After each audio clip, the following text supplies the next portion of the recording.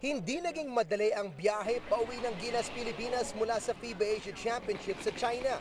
Pagkaalis kasi sa Changsha at paglapag sa Hong Kong, nalaman nilang madedelay ang kanilang flight ng 11 oras dahil sa bagyo.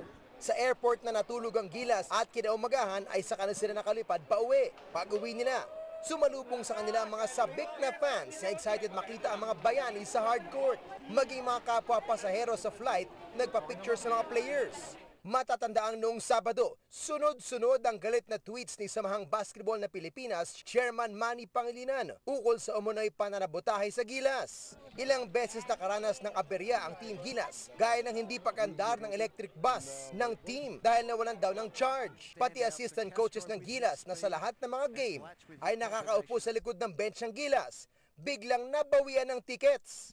Pagdating sa arena, naantala din ng bahagyang pag-warm up ng Gilas dahil may inaayos umano sa ring na gagamitan ng team. Sa game naman, naunang lumamang ang Gilas pero nakabawi ang China dahil sa depensa at sa dami ng tawag na fouls ng referee sa Gilas na nagparami rin ng free throws ng China. Pero sa huli, inalat ang shooting ng Pilipinas at tinalo ng China ang Gilas 78-67. I'm sorry we came up short, but we have another chance at it in a couple years.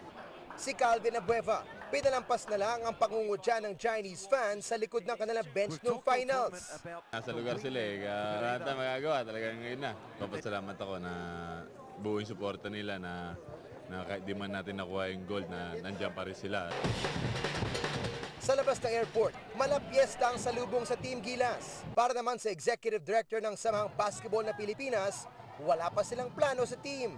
The fact that we ended up winning the silver is a very big achievement, and I think the Filipino public recognizes that.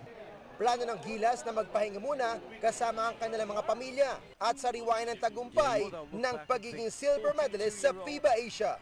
TJ Manotok, ABS-CBN News.